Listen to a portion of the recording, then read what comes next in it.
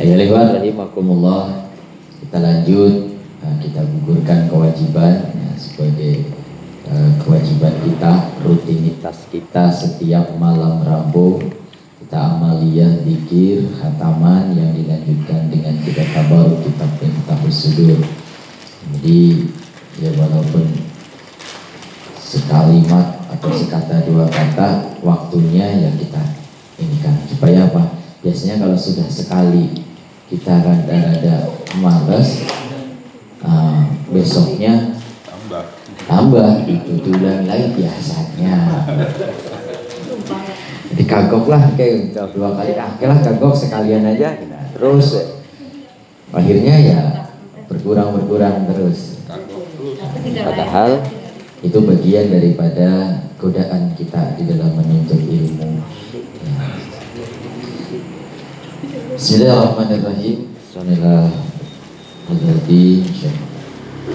Allahumma Muhammad sahibullah fatahil arifin. Al-Fatihah. Bismillahirrahmanirrahim. Alhamdulillahirabbil alamin arrahmanir rahim maliki yaumiddin.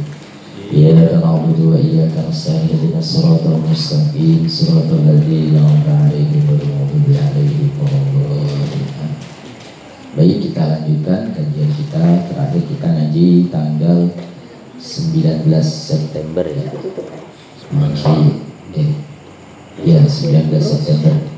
Insyaallah kita ngaji satu paragraf, kayaknya pas, mudah-mudahan lah ya setengah jam. Bismillahirrahmanirrahim. Wa firrasihati qala Bahauddin An-Naqsyabandi. Kemudian berkata di antara orang-orang pilihan, berkata Syekh Bahauddin An-Naqsyabandi. Beliau berkata, kullu ta'amin jidan wastaghil jidan wa hadzal qadri yakfi lil 'arif. Syekh Bahauddin An-Naqsyabandi mengatakan, ini masih terkait dengan kemarin kita untuk menyeimbangkan antara dunia dan akhirat. Jadi Syekh Bahauddin An-Naqsyabandi mengatakan, makanlah kalian yang enak-enak, yang banyak, wastaghil jidan, tapi ingat zikirnya yang banyak juga, sibuknya yang lebih. Kalau kata Pak Guru, lehat, wohat, gitu ya, Masya Allah. Tapi kalau kita tidak, silahkan makan yang enak, minum yang enak, tapi zikirnya harus banyak. Jangan kita makan banyak, minum enak, tidurnya makin banyak. Masya Allah.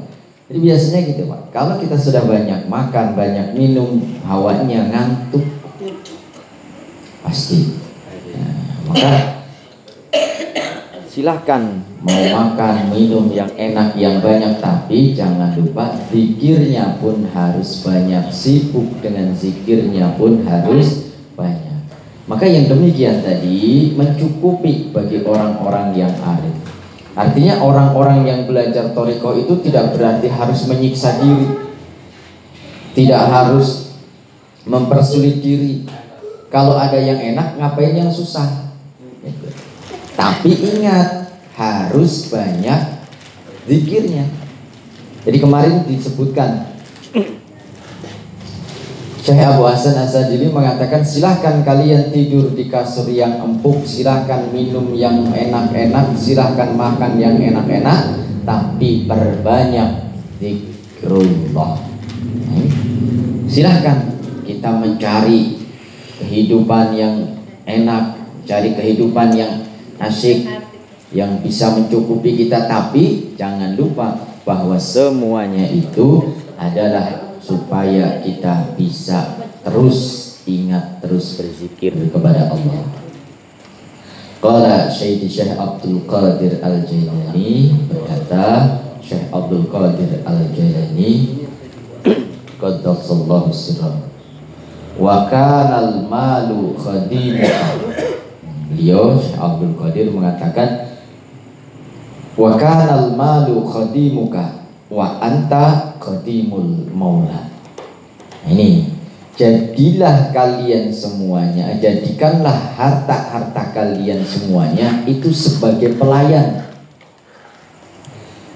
dan jadilah kalian semuanya melayani Tuhan kalian. Nah kalau kayak gini kita nggak capek Pak, nggak capek kita. Kenapa kita disebutin kalau kita menjadikan harta benda kita ini sebagai khodim kita, sebagai pelayan kita, melayani kita, sementara kita menjadi pelayan Allah. Kita nggak capek kalau hidup begini Pak. Yang membuat kita capek, kita justru mengejar harta benda dan kita menjadi budak harta benda tadi. Jadi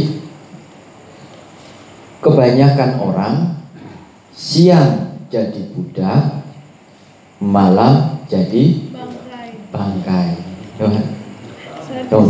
Siang jadi budak, terus saja mencari, lupa kepada Allah. Malam harusnya untuk beribadah kepada Allah, malamnya justru kecapean. Nah, malam kalau sudah kecapean, udah tidur, maka siang jadi budak, malam jadi bangkai. Nah ini harus kita hati-hati. Tapi sebaliknya, jadilah ketika siang kita mencangkul bumi, ketika malam mencangkul langit. Oh, ya kan? Siang cangkul bumi, usaha sebaik-baiknya. Malam kita cangkul langit, getarkan arasy Allah dengan berzikir la ilaha illallah. Ibadah mendekat kepada Allah. Maka kalau sudah bisa seperti ini, inilah prinsip daripada hidup kita, prinsip daripada yang diajarkan Tuhan Syekh. Kanal malu khadimuka wa anta khadimul maut. Jadikanlah harta benda kalian sebagai pelayanmu dan engkau menjadi pelayan Tuhan. Kalau kita tidak bisa seperti itu, capek Pak. Contohnya harta benda, misalnya motor. Nah yang deket aja lah, motor. Kanal malu khadimuka, jadikanlah motor itu sebagai pelayan. Berarti kita mau manaki, motornya dinaikin apa dituntun? Nah, ya kan? Harus motor nganterin kita. Mau ngaji anterin, mau ke pasar anterin. Kenapa? Motor tadi membantu kita, melayani kita untuk ibadah. Tapi kalau sebaliknya kita yang menjadi pelayan motor, mau pasar, motornya ikut didorong, kan? Kenapa? Kita yang menjadi pelayan harta benda kita. Gambarannya seperti itu. Capek mana kita naik motor sama kita dorong motor? Pasti capek dorong motor. Maka kalau kita tidak menjadikan harta benda itu sebagai pelayan kita, kita capek. Bukan berarti kita tidak boleh memiliki harta benda. Silahkan cari, silahkan usaha, silahkan sebaik-baiknya, sebanyak-banyaknya, dengan catatan itu menjadi khodim kita untuk kita menjadi khodimnya Allah. Jadi orang-orang sufi, orang-orang tarikat, orang-orang tasawuf itu bukan orang yang tidak mau dengan kehidupan dunia, tapi tidak terlupakan, tidak dilalaikan oleh kehidupan dunia. Fataisu fid dunya madlalan wa fil iqabi mutayyiban makruman. Maka di dunia ini hidup kita itu akan santai, tenang, enggak capek kalau sudah menjadikan harta benda tadi sebagai pelayan kita. Gambarnya kita punya mobil, kita punya motor. Kalau mobil itu jadi pelayan kita, maka kemana-mana kita naik mobil. Tapi kalau kita yang jadi pelayan mobil, maka kemana-mana dorong mobil. Itu Gambarnya seperti wajah. Terserah mau milih mobilnya dinaikin atau didorong. Terserah mau milih motornya dinaikin atau motornya didorong. Wa qala Nabi sallallahu alaihi wasallam, dan bersabda Nabi kita Muhammad sallallahu alaihi wasallam, laisa bi khairikum man tarqa dunyahu li akhiratihi. Tidaklah orang yang baik, kata Rasul, di antara kalian semuanya, yaitu siapa orang yang meninggalkan dunianya untuk kepentingan akhiratnya. Nah ini Rasul mengatakan bukan orang yang baik, orang yang meninggalkan dunianya dengan alasan akhirat. Wah, saya mau berhenti kerja lah supaya bisa manakib terus. Wah, saya berhenti kerja supaya bisa mengamalkan TKN. Itu bukan orang yang baik seperti itu. Artinya kita tetap mencari penghidupan dunia, tapi seimbangkan dengan amaliyah-amaliyahnya. Wala akhiratihi lidunyahu. Dan sebaliknya, bukan hanya orang yang mengejar akhirat saja, atau bukan hanya orang yang menggunakan amal-amal akhirat, tapi tujuannya untuk kepentingan dunia. Itu pun tidak boleh. Artinya amal-amal kita semuanya didasari atas ikhlas lillahi ta'ala, tapi kita cari bekal untuk bisa menggapai ibadah yang baik.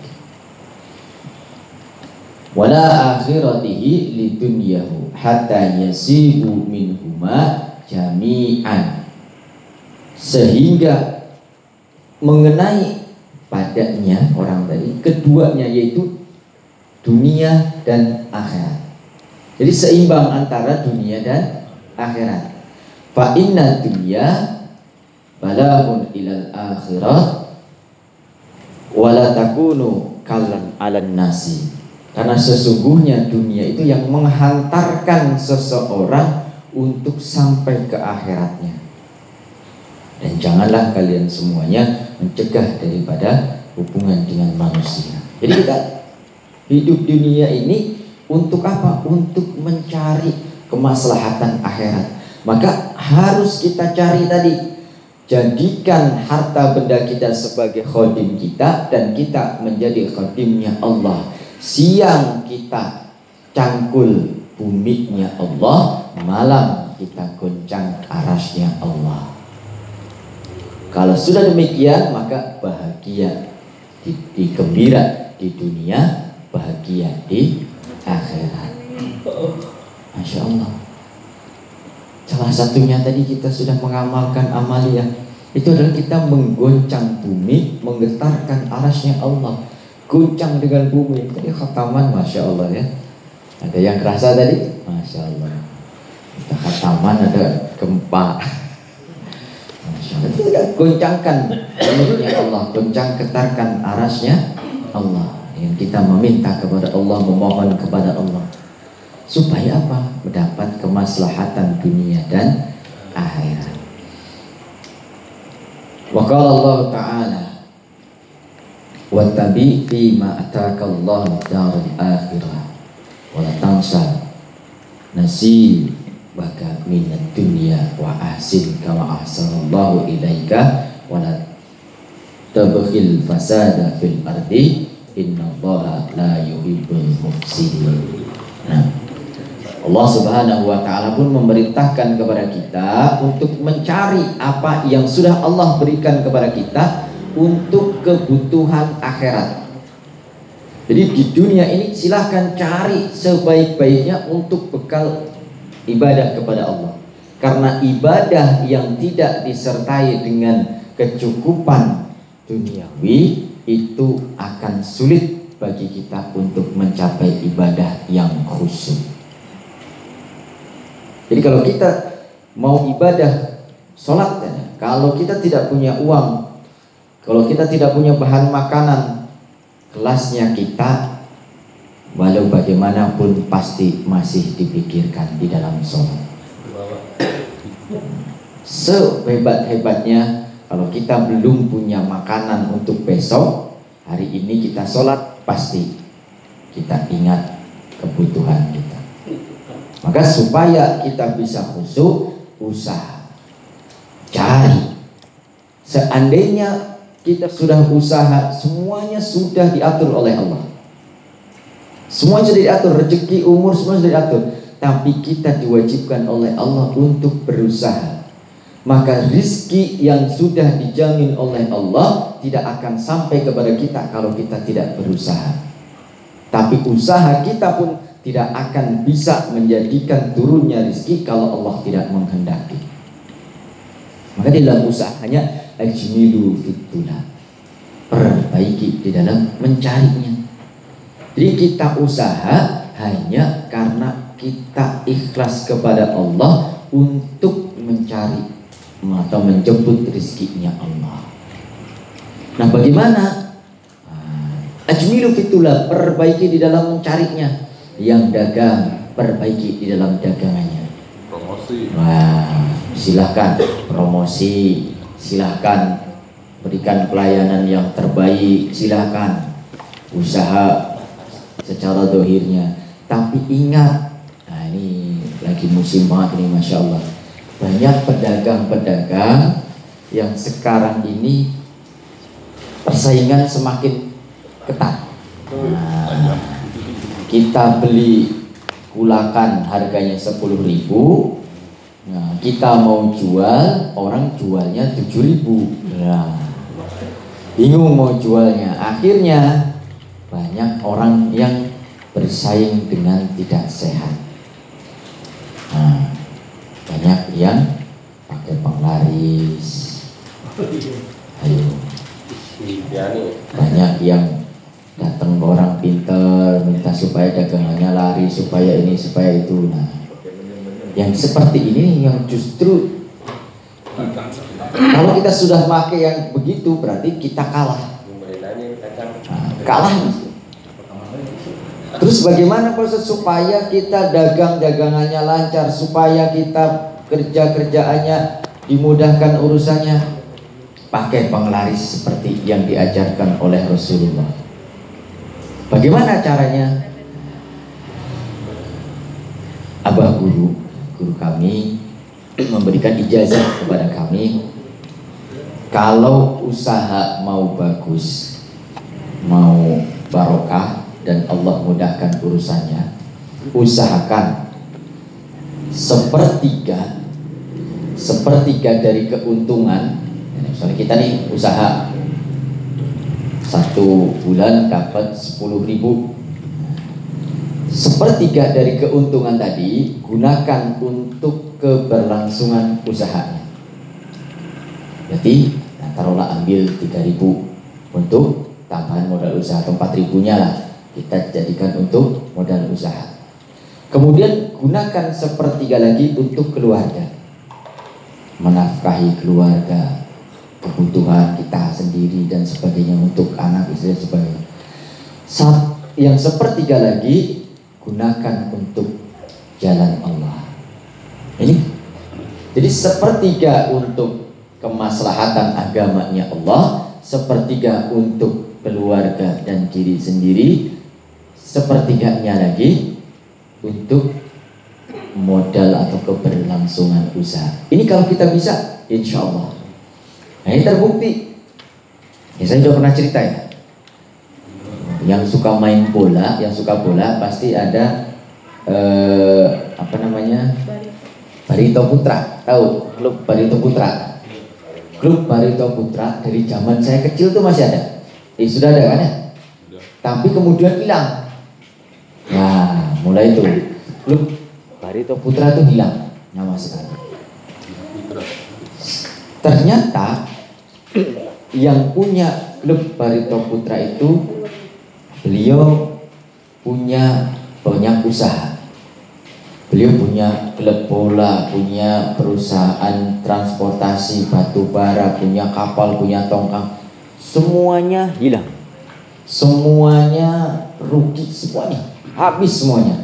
Saking ruginya, aset-asetnya semuanya sudah lepas. Kasarnya ngomong, baju aja dia cuma punya yang dipakai. Nah, tapi dengan kondisi seperti itu dia masih terus sabar dan berusaha. Sampai akhirnya bertemu dengan guru kami, minta petunjuk. Kemudian diberikan petunjuk sama guru seperti tadi, sepertiga untuk kemaslahatan agamanya Allah, sepertiga untuk dirinya dan keluarga, sepertiga untuk keberlangsungan usaha. Akhirnya mulai lagi Pak, usaha kecil naik terus sampai sekarang dalam kurun waktu kurang lebih 3-4 tahun, yang tadinya bilang semuanya tidak punya apa-apa, bahkan semuanya aset-asetnya lepas, dia punya hutang banyak, Allah balikkan. Sekarang Klub Barito Putra sama-sama kita tahu naik lagi, kemudian usahanya naik lagi semuanya, Masya Allah. Ini kalau kita bisa sepertiga.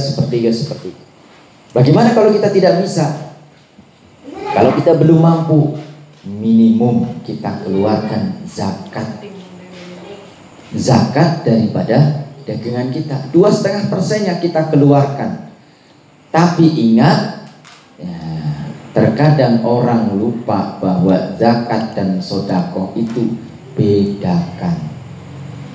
Silakan sodakoh, silakan zakatnya dihitung betul-betul. Zakat ada hitungannya. Kalau sodakoh terserah. Walaupun orang yang membayar zakat sama pahalanya dengan orang yang bersodakoh, mendapatkan pahala orang bersodakoh. Tapi untuk perdagangan, untuk usaha, zakatnya jangan lupa.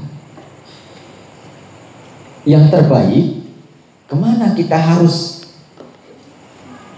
memanfaatkan, menggunakan uang tadi? Gunakan untuk para fakir miskin, anak-anak yatim. Dan ingat, semakin kita membuka pintu untuk memenuhi kebutuhan orang tadi, yang fakir, miskin, yatim dan sebagainya, semakin kita membuka lebar, maka semakin besar rezeki yang akan kita terima dari Allah. Contohnya misalnya kita punya usaha, kemudian di dekat kita ada anak yatim. Kita punya usaha, terus anak yatim ini kita lihat kalau kita tidak memberikan kepada anak yatim ini kurang terurus, agak terlantar. Kemudian kita mendedikasikan diri, ya anak yatim ini saya ada zakat sekian, saya berikan ke anak yatim tadi. Semakin anak yatim tadi kasarnya ngomong tuh bergantung dengan wasilah kita, maka semakin dibukakan rezeki yang Allah berikan kepada kita. Karena di dalam rezeki kita ada rezeki yang harus disampaikan kepada si anak yatim tadi. Ini investasi. Kalau di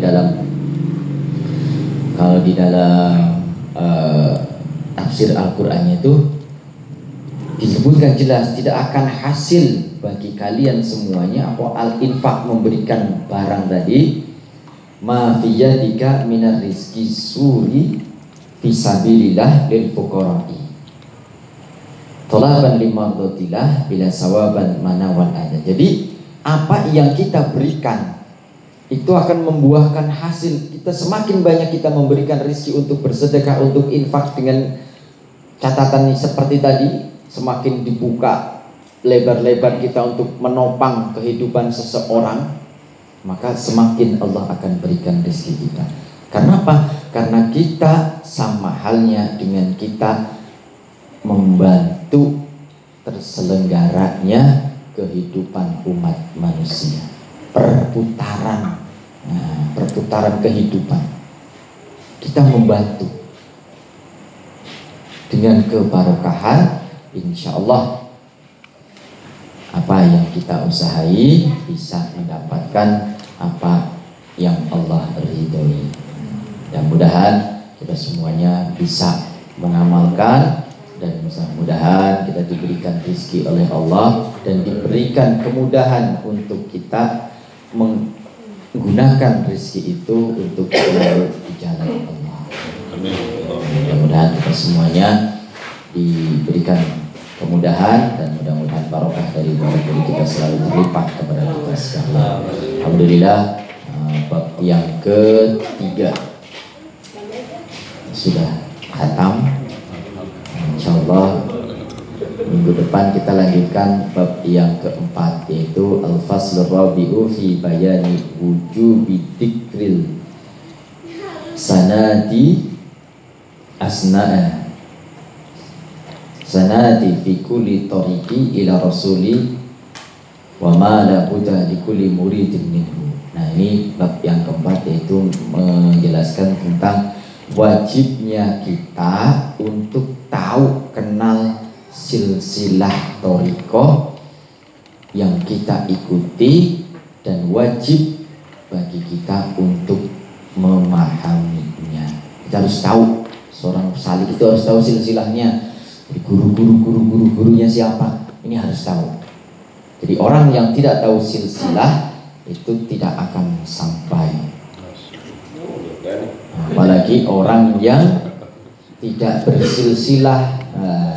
Insyaallah mudah-mudahan minggu depan kita diberikan umur panjang, mudah-mudahan bisa kita mengkaji lagi. Amin ya rabbal alamin. Kurang lebihnya mohon maaf. Bila kita berjawab, wassalamualaikum warahmatullahi wabarakatuh.